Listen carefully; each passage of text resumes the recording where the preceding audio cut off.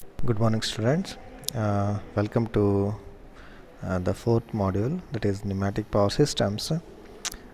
Today we are going to discuss some basic concepts regarding the pneumatic power systems. My name is Viresh Kumar KS. Let's start the class. So first we move on to the introduction. Okay, so pneumatic systems are very similar to the hydraulic systems. The main difference between the pneumatic and hydraulic systems is the media. In the hydraulic system we are using the liquid media, but in the pneumatic system we are using the gas media or air media. Okay, so there are a lot of advantages, limitations which are going to be considered with respect to the both types. So this this whatever the system is also helpful in many different areas, since it is having some compact size and speed operation. It's having specific applications in many sectors. Okay, so this pneumatic systems are daily. We are using many types of pneumatic system in our daily life, such as a very simple example of this whatever the pneumatic system. It is the whatever the pump which is used to blow up in your bicycles or vehicles. Okay, it's one of the simple type of whatever the pneumatic system. And then we have a lot of applications in different areas in our household applications, such as our shock absorbers in our vehicles, and many medical equipments which are mainly having this type of simple type of pneumatic systems. So in here we are just discussing regarding the basic concepts of the pneumatic system. So first we see this a simple system design of a pneumatic system. So you can see these are the elements of a pneumatic system. One is the air filter, air compressor, motor which is applied with the power. This is the pressure switch, air cooler, then storage reservoir, then a direction control valve and a actuator. So we will see the working of this pneumatic system. So in here you can see air is abundantly available in atmosphere. Okay, you can take any amount of air from the atmosphere. So in here what happens, this pneumatic system is going to take the air from the atmosphere, and in here the filter going to make a filtration process. So it will remove some atmospheric dirts, impurities from the air, and the clean air is going to be send it to the compressor. So compressor is having many types, we will discuss later. In the air compressor, what the air is going to be supplied, this will be compressed in here. Okay, the whatever the volume of air is going to be reduced. Because of that the compression is going to take place, and because of that the pressure of the air is going to be increased in the compressor. This compressor is going to be run by the help of motor. Okay, this motor is a prime mover which is going to be connected to this compressor. Then this motor is supplied with the electrical supply. Next, this compressor air is the compressed air is going to be sent to the air cooler. When the air is compressed, its temperature is going to be slightly higher. It will be increases. So that temperature is going to be cooled in the air cooler. Okay, so in the air cooler what they do, they just cool the air. Because of that condensation of air is going to take place. Then this cooled air is going to be stored in the reservoir. This storage reservoir is one of the tank where the gas is going to be filled inside, and some set pressure is going to be maintained in this whatever the reservoir. If that pressure is going if the pressure exceeds in here, it will send the signals to the pressure switch. This pressure switch is going to operate, and it will send the signals to the power supply to off the motor. If the motor is going to get off, the compressor stops its working, and the air supply is going to be stopped in here.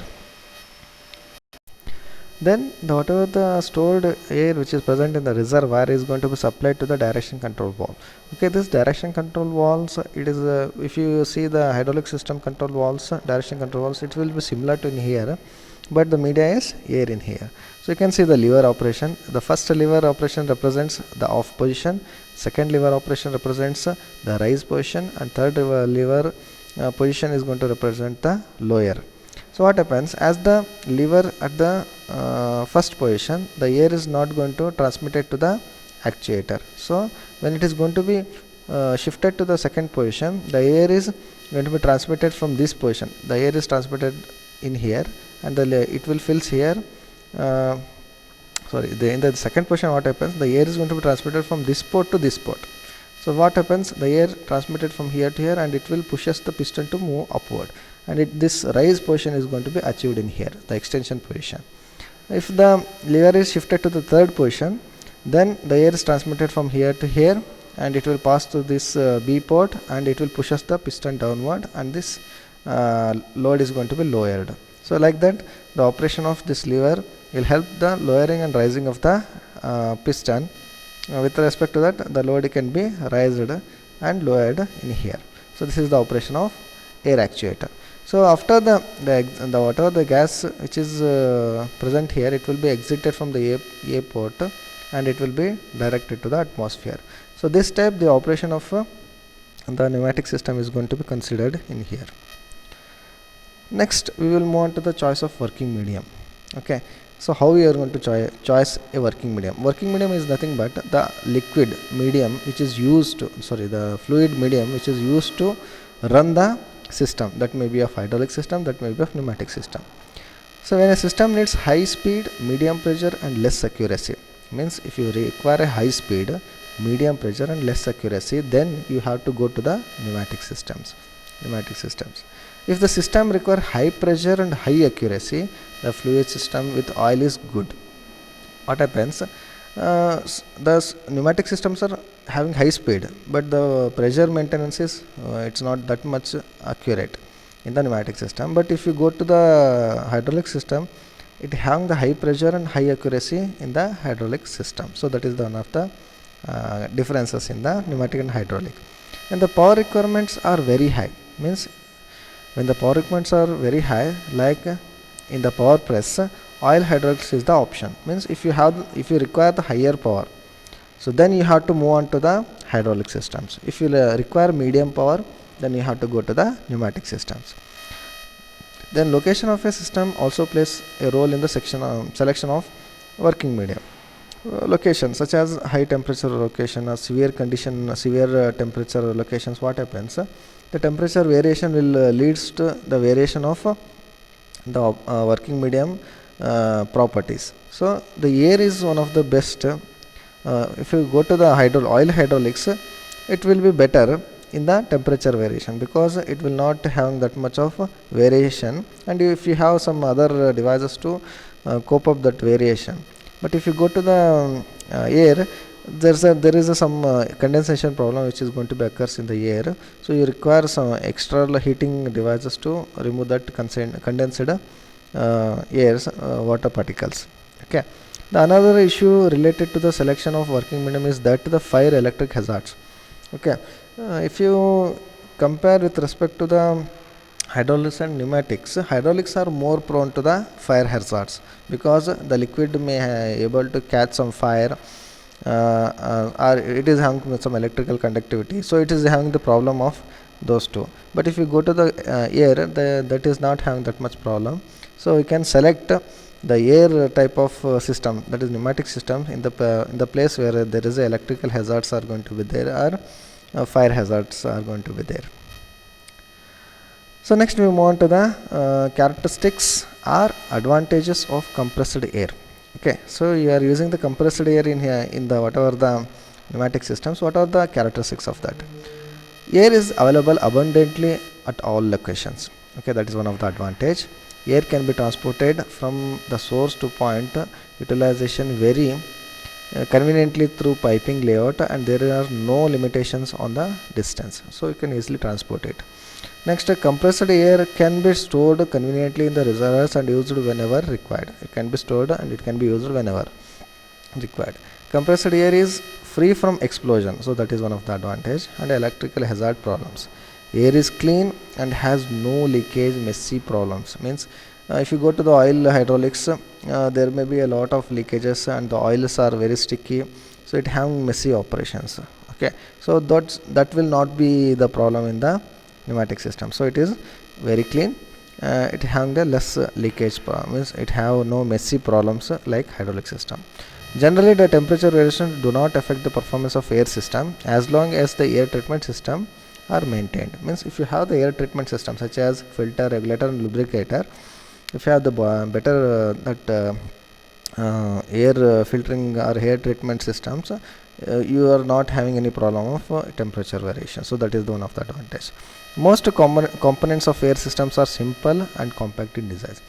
As you see, the air can be compressed in a very small volume, so that's why we can use a smaller devices. Okay, so the smaller shaped devices in the system, so it having the compact design compared to the hydraulics. So in the hydraulics we can't have the advantage of compression, so that's why the size of the parts in the hydraulic systems are somewhat bigger compared to the pneumatic systems. So let's see the disadvantages of compressed air. So first one is the power.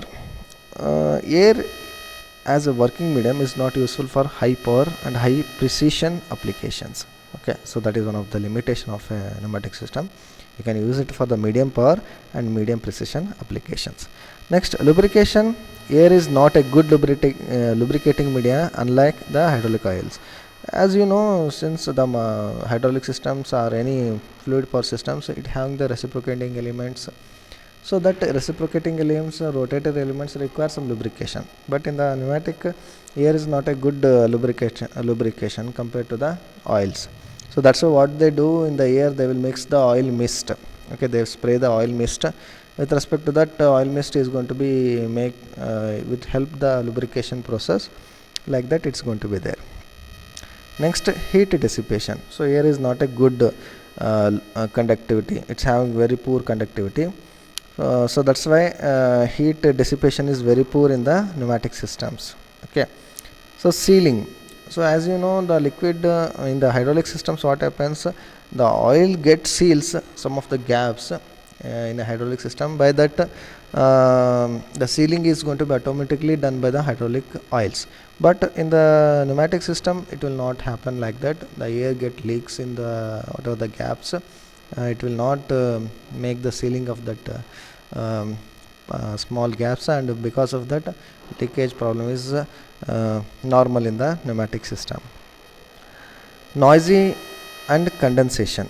Okay, so noisy because you have a lot of examples. Means if you see the air brakes in the buses, you can see lot of sound noise, and if you see the vacuum cleaner in your houses, it's one of the application, so you can see the lot of noise. So you can say it is a noisier operation if you go to the compressed air or pneumatic systems. And the condensation problem is like that, when the air is cooled down, it have some moisture elements in it. Okay, so the atmospheric moisture is going to mix with the air. So as you cool it, some droplets which are present in the air is going to be appears. Because of that, the air is going to lose its higher pressure, so the efficiency can be reduces because of that. So that is one of the problem of a pneumatic system that can be overcome by some heating elements, some air treatment elements, so you can manage after the treatment of air. So next we see the production of compressed air. How the production of compressed air is going to be appears in here. First, the air is going to be taken from the atmosphere. Air comes here. It will be filtered in the filter element. Okay, filter device. It is going to filter the atmospheric dirt in here. Then it will be sent it to the compressor. The compressor, the work of the compressor is going to be compress the air. Okay, by many means, and this will be having the electrical supply from the motor. So this compressed air is going to be transmitted to the air cooler. Okay, why? Because the compressor, because of compression, the air get heated, temperature get heated in here. Why? Because the particles compresses with each other. It will bombard with each other, and it will make some heat energy. It releases some heat energy. So that heat energy is going to be cooled with the air coolers. As the air cooler is going to be applied, some condensation process is going to take place in the air. So that will be having some water droplets that will be separated by the water separator. Okay, by passing the hot air and heating that whatever the air. So that water separation, after that it will be transmitted to the air receiver, such as a reservoir, air reservoir.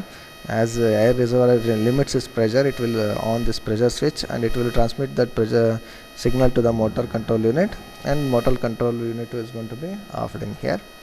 Then it will be transmitting that stored air to the secondary air treatment. So in the secondary air treatment, what will they do? They will mix the oil mist with the air. So in the oil mist, what happens? This will help for the lubrication process. So that oil mixed compressed air is going to be treated in the secondary air treatment. Then it will be transmitted to the load.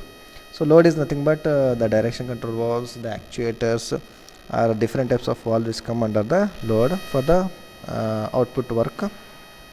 So that is taken as load, and the whatever the exit whatever the left out air is going to be transmitted to the atmosphere. So like this, the compressed air is going to be produced in a pneumatic systems.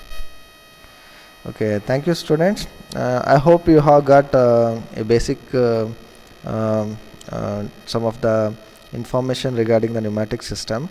Okay, if you have any doubts regarding the pneumatic system, you can contact me. Thank you for watching. We will meet in the next class.